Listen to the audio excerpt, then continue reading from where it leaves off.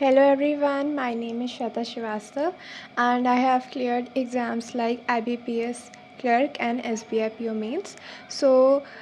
इस वीडियो में मैं आपको रीजनिंग की स्ट्रैटेजी बताऊंगी क्योंकि reasoning is one of my favourite subjects and बहुत सारे लोगों ने मुझसे पूछा था कि रीजनिंग को कैसे अटेम्प्ट करना है एंड उसको कैसे अप्रोच करना है। तो सबसे पहले हम लोग स्टार्ट करते हैं कि रीजनिंग में एक बैंक एग्ज़ाम में पूछा क्या क्या जाता है। हमें पूछा जाता है पजल्स, सबसे इम्पॉर्टेंट जो है सिलोजिज्म्स, इनइक्वालिटी, डायरेक्शन सेंस और अल्फ़ान्यूमेरिक सीरीज़ और ब्लड रिलेशन और वर्ड अरेंजमेंट आता है, लेटर फॉर्मेशन आता है और कोडिंग डिकोडिंग आती है जो प्री में आती है ये सारी। इसका जो मेंस होता है हमारा, उसमें क्या आता है, इनपुट आउटपुट आता है, आपका कोडेड इनइक्वालिटीज़ आती है, आपका रिवर्स सिलोजिज्म्स आता है, क्रिटिकल रीजनिंग जो हमारा 45% या कभी कभी 30% ऑफ द पेपर आपको देखने को मिल जाता है, वो होती है उसमें। एंड आपके बड़ी बड़ी पजल्स मिलती हैं आपको, अच्छी खासी बड़ी वाली। और फिर उसमें डेटा सफिशिएंसी आता है, दैट्स वेरी इंपॉर्टेंट।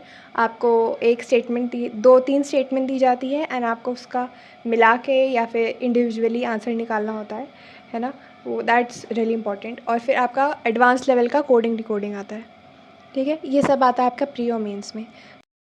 मैंने अपनी रीजनिंग की प्रिपरेशन कैसे करी थी, तो मैंने अनिल अग्रवाल सर का टेलीग्राम चैनल ज्वाइन किया था। उसमें उन्होंने स्मार्ट किडा की बेसिक एंड एडवांस लेवल की पजल्स डाल रखी थी। मैंने वो डाउनलोड करी एंड मैंने सबसे पहले कुछ यूट्यूब पे वीडियोस देखे कि पज़ल बनाई कैसे जाती है। फिर मेरे पास वीडियो एक पॉपअप हुआ अंकुश लांबा सर का, उनका thread method, that is a life saver. Thread method इतना एक कॉम्प्लिकेटेड क्वेश्चन को इतना इजी बना देता है। अगर आप नहीं जानते हैं क्या होता है तो यू शुड, एंड आप इससे मेंस की पजल भी बहुत आसानी से बन जाती हैं। आप ट्रेडिशनल मेथड होता है और होता है थ्रेड मेथड। ट्रेडिशनल मेथड में आपको मिल जाएगा एक पूरा सर्कल जिसके होगा, वैसे ही आप गोला बनाओ फिर ये सब करो, है ना, तो बहुत टाइम वेस्ट होता है। आप कितनी बार गोला बनाओगे, है ना।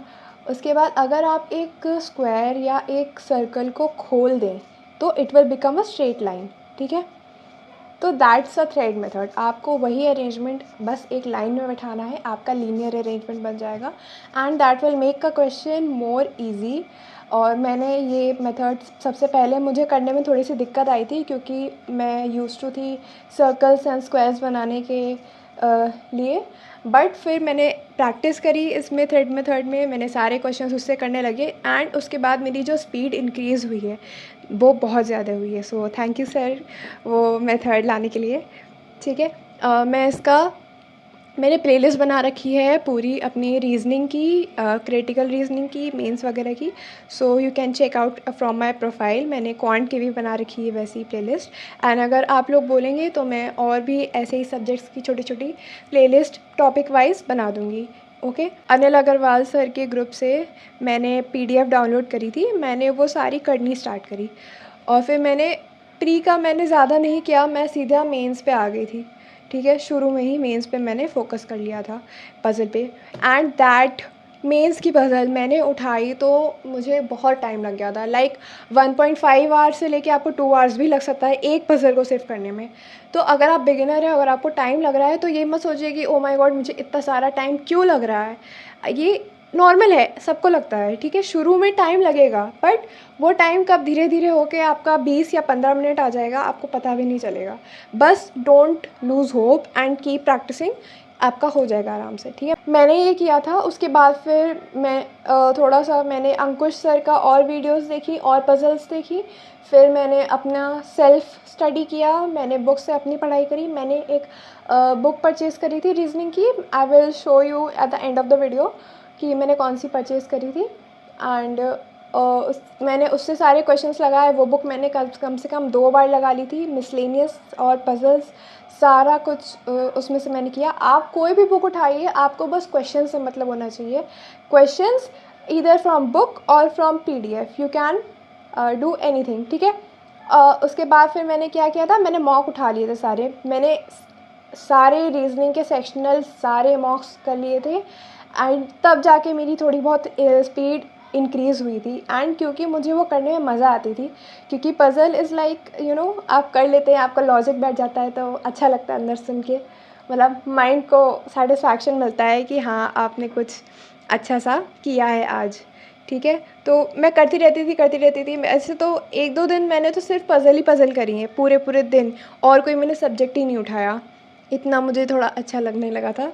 ओके, तो ऐसा आप कर सकते हैं। कुछ हार्ड एंड फास्ट रूल नहीं है आपके प्रिपरेशन का, आपको जैसे सही लगता है आप वैसे करिए, बस आपको आना चाहिए। फोकस शुड बी कि मैं क्या सीख रहा हूँ, अगर मुझे फ़ायदा हो रहा है उससे, ठीक है, तो that is beneficial for you. आप ये मत सोचो कि मैं एक ही सब्जेक्ट को ज़्यादा टाइम दे रहा हूँ, ठीक है, कोई दिक्कत नहीं, आपके वीक सब्जेक्ट होते हैं, तीनों सब्जेक्ट आपके स्ट्रॉन्ग कभी नहीं हो सकते। मेरा भी क्वांट वीक है एंड मेरा इंग्लिश और रीजनिंग अच्छा है, मेरा जीए वीक है and that's completely normal. You can clear the exam अगर आपका कोई वीक है, बस आपका सेक्शनल कट ऑफ निकलना चाहिए। एंड ओवरऑल कट ऑफ आप उन दोनों जो आपके स्ट्रॉन्ग सब्जेक्ट है ना, आप उसमें इतना ज़्यादा स्ट्रॉन्ग हो जाओ कि फिर आप उसमें ऐसे सवाल कर लो। सो मैंने काफ़ी रीजनिंग की मैराथन्स भी देख रखी हैं जो 7 आवर्स 8 आवर्स की रहती थी, और उससे भी मुझे काफ़ी हेल्प मिली है। मैंने एक वीडियो कम से कम 2 या 3 बार देखा था। ठीक है, सो अगर आप एक बिगिनर हैं और आपने अभी चालू नहीं किया है, so this is what you should do on a daily basis. सबसे पहले आपको कोई भी एक टीचर उठाना है यूट्यूब से जिससे आप कंफर्टेबल हो। I would personally prefer Ankush Lamba sir, क्योंकि उन्होंने हर चीज़ अच्छे से एक्सप्लेन कर रखी है और उनके मेथड बहुत सिंपल है और ईजी टू अंडरस्टैंड है। और तो आप उनसे अपने सारे मिसलेनियस एंड पज़ल के टॉपिक्स आप क्लियर करिए। वॉच वीडियोस, अगर आपको नहीं समझ में आता है, सबसे पहले क्या किया करिए, आप कोई पज़ल का वीडियो खोलते हैं अगर, तो pause it on the question and try to do it on your own. अगर आपका आंसर नहीं बनता है या आंसर आपका गलत आता है जब आप उसको करके सोल्यूशन देखते हैं, तब आपको पता चलेगा कि आप कहाँ मिस्टेक कर रहे हैं एंड उसका सही तरीका उसको अप्रोच करने का क्या है। जैसे कि मिसलेनियस में थोड़े बहुत जो चैप्टर्स रहते हैं उसका आपको नोट्स बनाना ज़रूरी है। जैसे कि सिलॉजिज़म, उसमें इतने सारे कॉन्सेप्ट्स हैं कि आप अगर नोट्स नहीं बनाएंगे तो उसमें बहुत ज़्यादा कंफ्यूज हो जाएंगे, इतनी सारी उसमें कंडीशंस आ जाती हैं। और मैंने तो कुछ लोगों को देखा है जो क्वेश्चन पढ़ते हैं and they draw the Venn diagram in their head, है ना, उनको पेन पेपर की ज़रूरत ही नहीं होती, बस देखा एंड आंसर उन्होंने कंक्लूजन पढ़ा फिर आंसर दे दिया and it happens in seconds. तो आप सोचो आपका कंपटीशन कितना आगे है आपसे कि आप अभी भी पेन पेपर लेके उसमें गोले बना रहे हैं एंड वो अपने दिमाग में हर चीज़ कर रहे हैं। Okay, so how you should start the puzzles.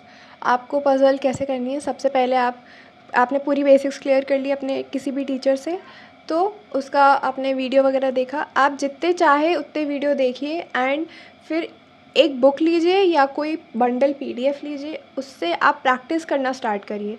सबसे पहले प्री का उठाइए, प्री का क्लर्क, देन प्री का PO and then mains clerk का, देन पीओ मेंस।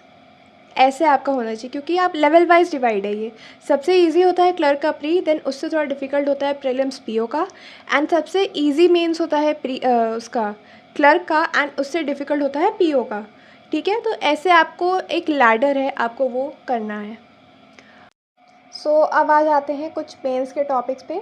सबसे पहले क्रिटिकल रीजनिंग। तो क्रिटिकल रीजनिंग में आपका इंग्लिश का बहुत ज़्यादा रोल है।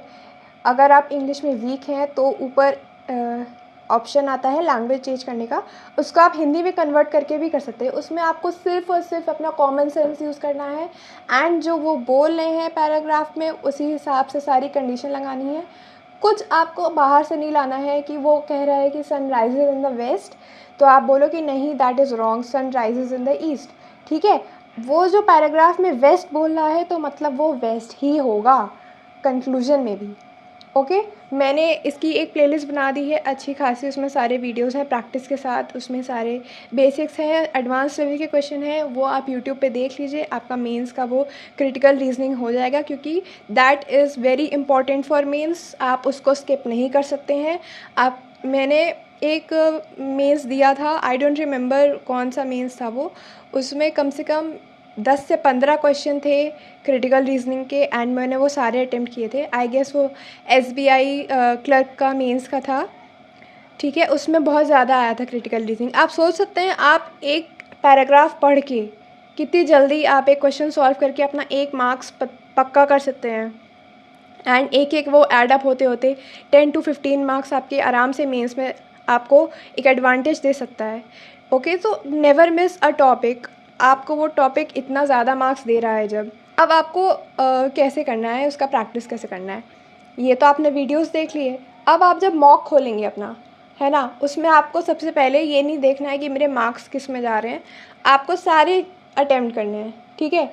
सारी क्रिटिकल रीजनिंग अटेम्प्ट करनी है, और अगर आपका वहाँ पे नहीं बन रहा, आपका गलत हो गया, तो आप फिर उसकी एक्सप्लेनेशन देखेंगे, उसको पूरा रीड करेंगे, और फिर उसमें देखेंगे मैं आपने क्या गलत समझा उसको, ठीक है। क्योंकि वो बहुत सिंपल होता है, आपको उसमें कुछ ज़्यादा वैसे फालतू का दिमाग लाने की ज़रूरत नहीं पड़ती है।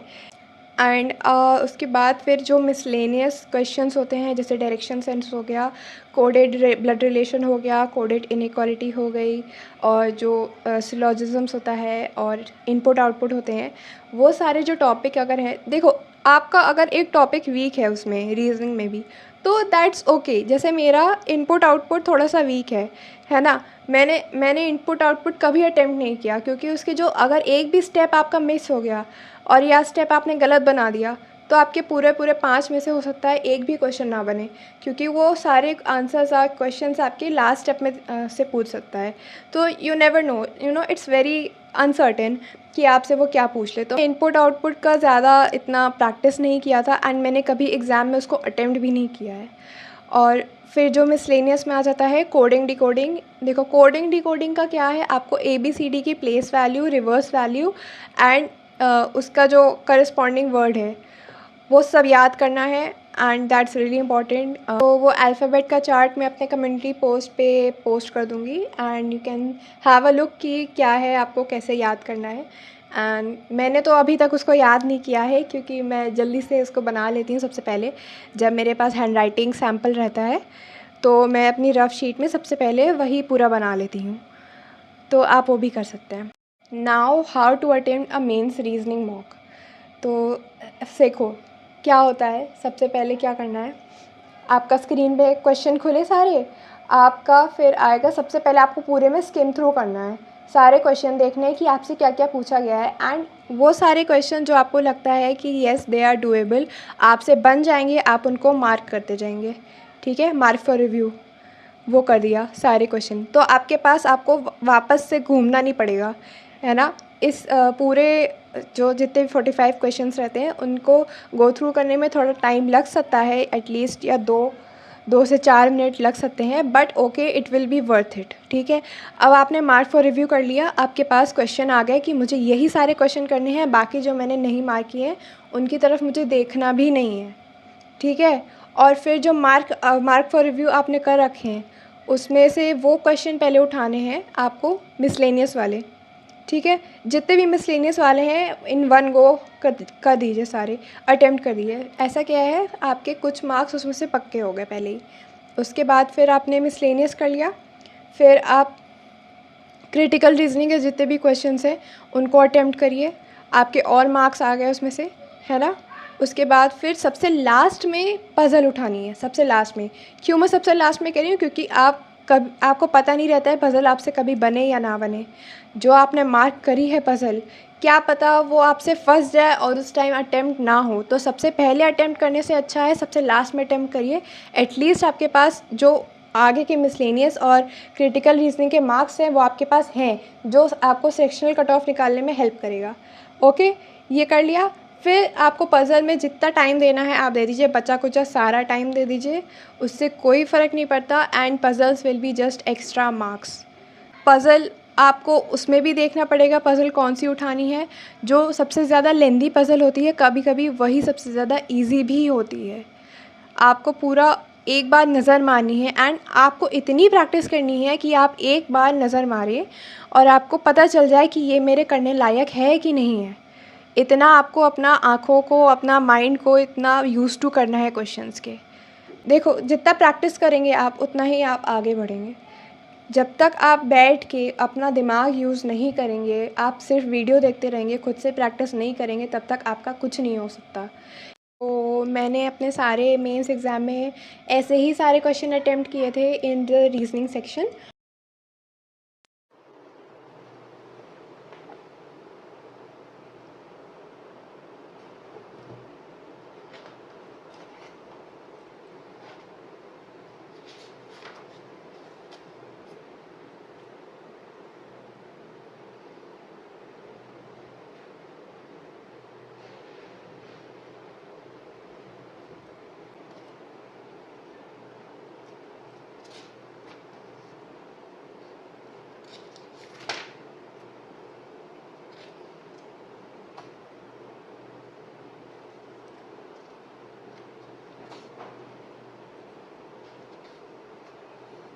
So that's it for this video, and if you have any further questions you can ask me in the comments.